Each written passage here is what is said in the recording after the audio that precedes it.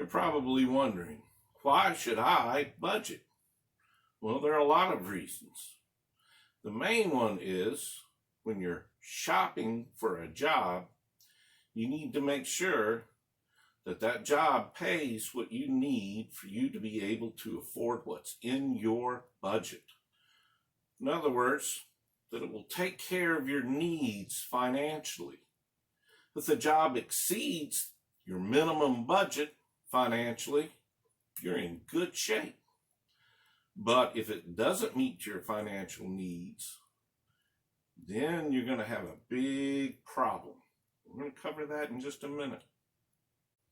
Have you ever heard the saying, aim at nothing and hit it every time? What it means is this.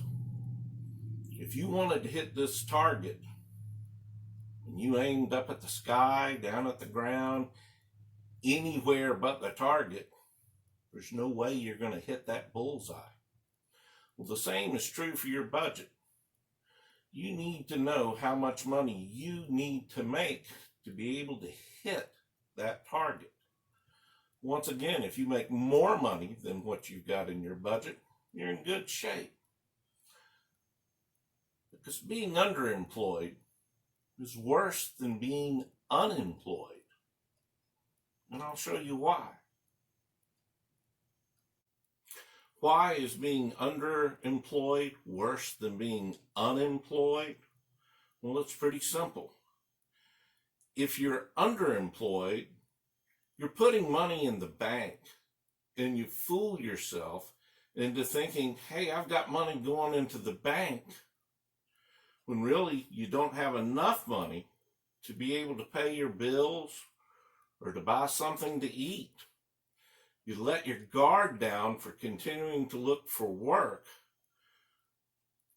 that is profitable and will meet your financial needs. So if you're unaware that you're underemployed, you could wind up in bankruptcy. So you need a budget in order to know how much money you need to make to be able to meet your bills. So what should go into your budget? Transportation should be the number one thing that you have in your budget, because it's the thing that helps you get to and from work. You probably won't have a Ferrari. You may be riding the bus. You may even be taking a bicycle to work. Doesn't matter. Whatever your means of transport to get you to and from work, you need to have that cost in your budget, because that's what helps you make money, to put money in your budget. Food and water, or food and drink. You need nourishment to be able to do your job. So you need to be budgeting food into your budget. How are you going to eat? Are you going to be bringing your lunch to work? Are you going to be able to eat out? You need to know what the minimum amount of money is that you need for food. Put that in your budget and make sure that your job meets that need. Shelter. You need shelter to go into your budget for two main reasons. One, protect yourself from the weather. Two, protect yourself from crime so that you're safe and you can be sure to make it to work the next day to continue to make money. Let's talk about the specific things that should go into your budget. You should have received from me a sample budget like I have outlined here. The first item in that budget is your car. Second thing is gas to go into the car, because you're going to have that recurring expense so that you can keep going to work. You've got to budget for it. Rent or a mortgage payment so that you've got the shelter part covered. Then we get into your major utilities. Things like water, electricity, trash, sewer. internet or cable TV, those are all considered utilities, and they're going to come up every month. So you need to be budgeting for those items. You also, as we've discussed before, have to budget in groceries. You're going to need to eat. You're going to need to have stuff to drink. And if you're going to school, maybe to college, to get a degree so that you can get a better job, you need to budget in any payments or loans that you're going to pay back on your school debt. If you have credit cards, you need to budget those in. And then you've got the other miscellaneous expenses, the personal things that you like in order to survive. Please take some time in the upcoming week to fill out a sample budget. Please, for homework, email me, Timothy Buchanan, a copy of the sample budget we just discussed. Email it to Timothy, Timothy, .Buchanan, BUCHANAN, at DARS, DARS, .Virginia, VIRGINIA.gov. How to search for a job. The first step in searching for a job is to keep a job activity log sheet. It will have on it the information of where your interviews are coming from. If a particular place or method leads to a higher percentage of you getting an interview, then you'll be able to concentrate on that type of lead, the things that are working for you. Include networking leads on your job log, as well as leads that you get from family, friends, leads that you find from the internet, leads that you get, say, out of a newspaper. Wherever you're finding out about a job that you apply for, keep it on your job activity log sheet. Here is an example of a job activity log sheet. You should have received one in an email from me. On the log sheet, please keep down the date that you applied for the job, the type of position that you applied for, the business name, its address, its web address, the phone number, in case we need to contact the business to provide follow-up answers to questions. Put also down the date that you applied for the job. If you got an interview, the date that you interviewed for, and any other information about the job goes in the last column. Do it for each and every job that you apply for. And then keep track of it weekly, monthly. Share it with your DARS counselor. It will help us help you pinpoint on what's working and what's not working for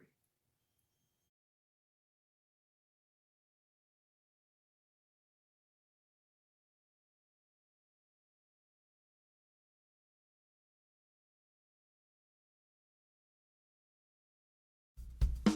Here are the facts. 1. Networking is the single best way to land a job. In fact, 2 out of 3 people get their job through networking. And 2, students don't network nearly enough. How do I know this?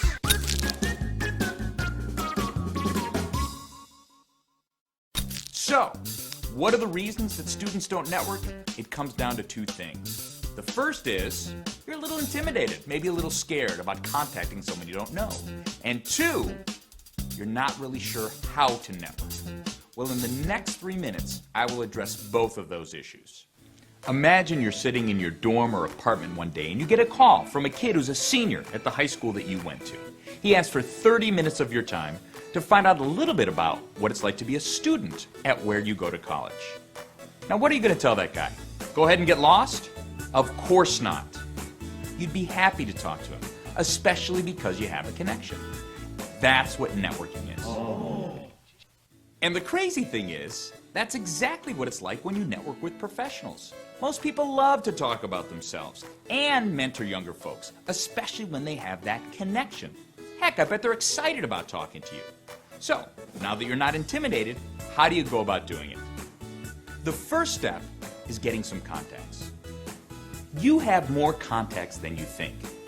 Remember, you're not asking anyone for a job. You're just trying to find out more information about a company. You just want to connect with someone, anyone at that organization or in the field that you'd want to pursue. A great place to start is the Career Center. They have tons of resources and lots of contacts of alums that'll be more than happy to talk to you. Trust me, you'll be very happy you went. 2, talk to anyone you know. Talk to everyone you know. Your friends' parents, your parents' friends. I don't know, your dentist, your hairdresser, even your bookie. The fact of the matter is you just want to collect some contacts. Then, once you have the contacts, you want to get in touch with these folks. Send them an email, call them on the phone, and just like our example from that high school kid who called you, mention your connection up front. Hi, my name is Brad Karsh, and I got your name from our University Career Center as an alum who's interested in mentoring students on the job search. Then, you simply want to ask them for about 30 minutes of their time, when you can talk about their job and their career path. Remember, you're not asking anyone for a job. If you do meet with them, it's called an informational interview. And even though you're not technically interviewing for a job, remember they are evaluating you. Be on your best behavior. Dress professionally. And be prepared. You want to come in armed with questions, but not basic information that you can find out on the website. You want to have about 10, 15, 20 legitimate, well thought out questions that you're trying to find out from them. After you meet with them, follow up. Send them a thank you note and stay connected. They may not have a job for you now, but they may down the road. Make sure you shoot them an email every month or so to stay in the loop. Now get out there and meet some folks. Heck, you may even land a job. Good luck.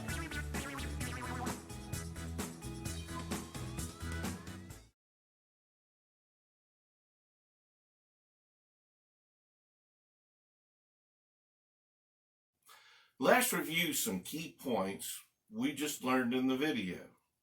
Networking is the #1 source of a job lead that can lead to a job. Why is it #1? Well, it's simple. People are recommending you rather than you coming up from the internet or newspaper cold. You're going in warm with a recommendation from somewhere. So how do you network? Well, you look for a community event or anywhere where people gather to network. If you're unsure of where to start, Chamber of Commerce is a great place.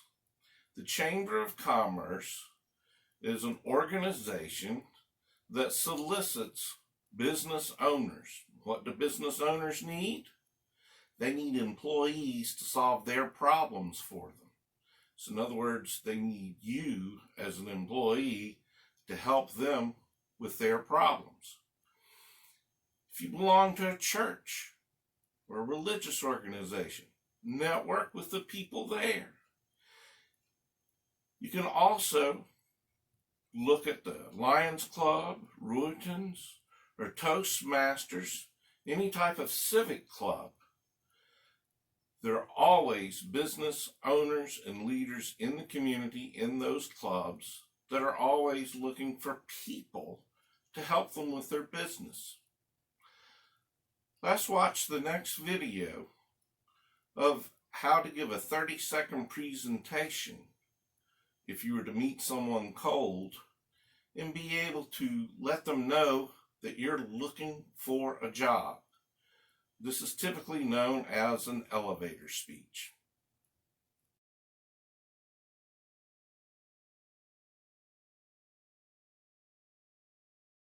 Do it then. Eddie Turner, let's start with you. Look straight into that camera. You got 30 seconds. Give us your pitch. Well, I am extremely passionate about technology and learning, and I am very interested in using my years of experience in technology support and teaching, combined with my Northwestern education, to help manage an organization's technology project team, or an organization that has a learning and talent development department. I'd love to help them power up their employee engagement through the use of technologies such as social media and the Apple iPhone.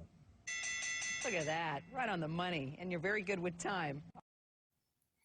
Everyone knows that the most common source of job leads is the internet. And the biggest employer anywhere you go is the government. If you are looking for a federal government job, there's only one place to go: usajobs.com.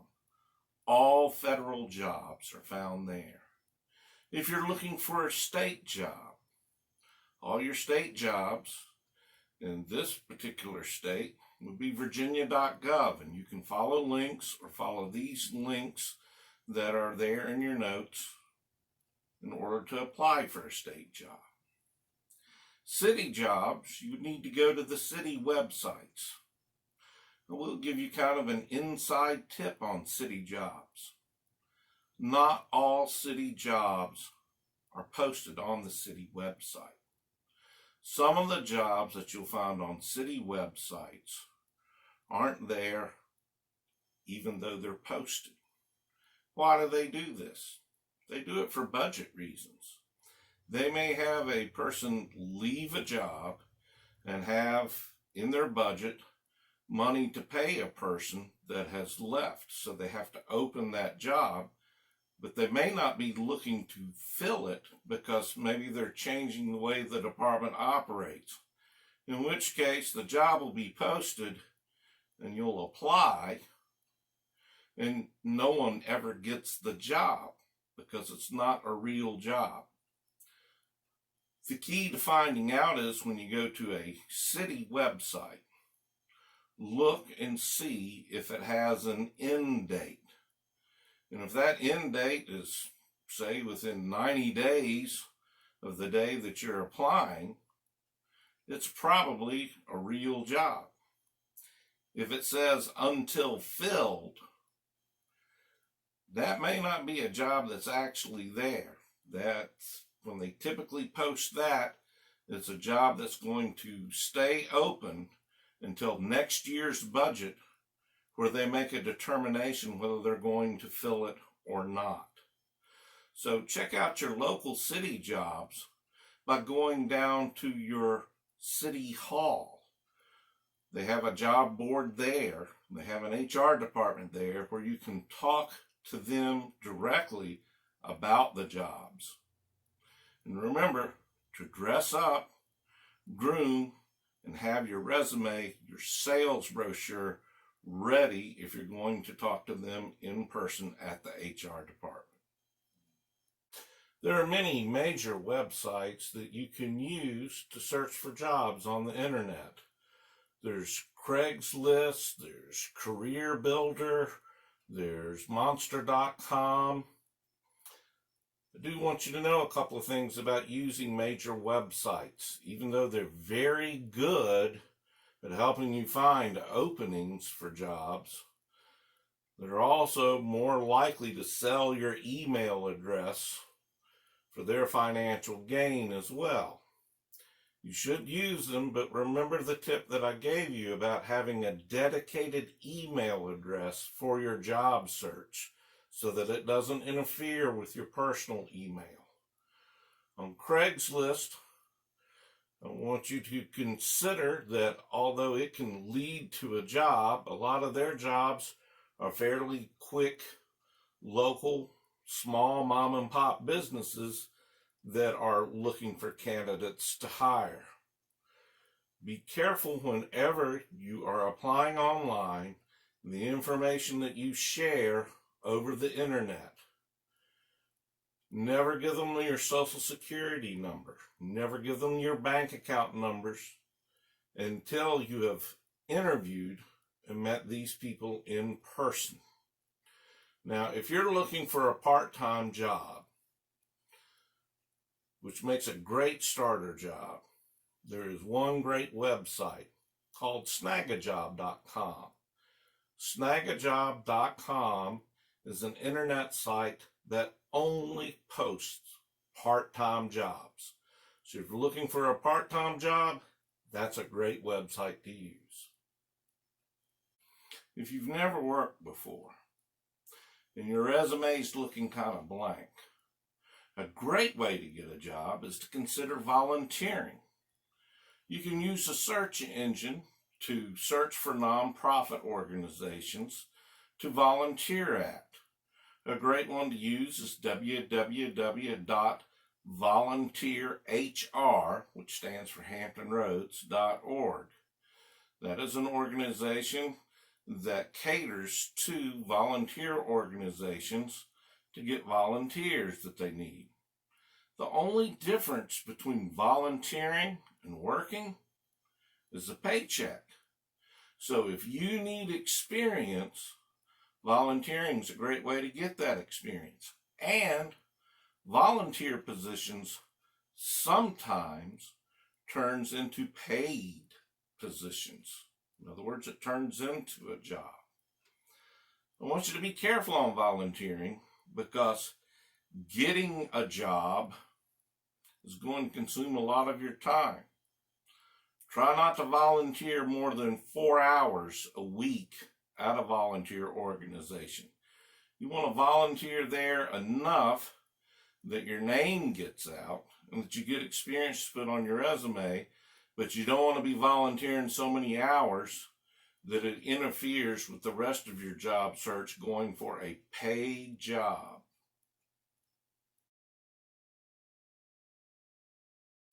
Here's some very helpful information on when is the right time to apply.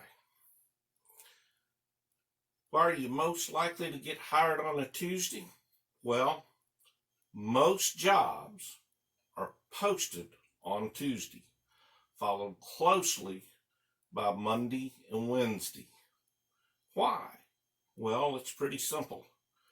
Employers generally let employees go, dismiss them, fire them, terminate them on a Friday afternoon so that they can give that person their final paycheck. Statistics show that that person is most likely to go home and not have any sort of retaliation against the employer. If you were to dismiss someone on a Wednesday, statistics show that they come back Thursday and maybe try to raise a ruckus, which is not the way to handle being terminated. So most people are dismissed on a Friday, so the position becomes available on a Monday, and they spend Monday drawing up their ad where they're going to advertise for a new candidate. So that job gets posted Tuesday morning. Most people apply for jobs on a Tuesday. 18.41% will apply on a Tuesday, beating out Monday and Wednesday, the next most likely days.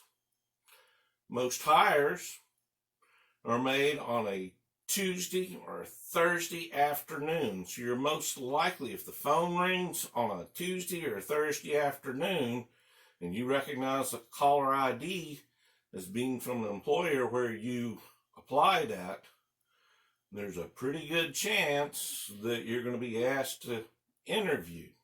Fact is, 21.39% of the people are called on a Tuesday or a Thursday.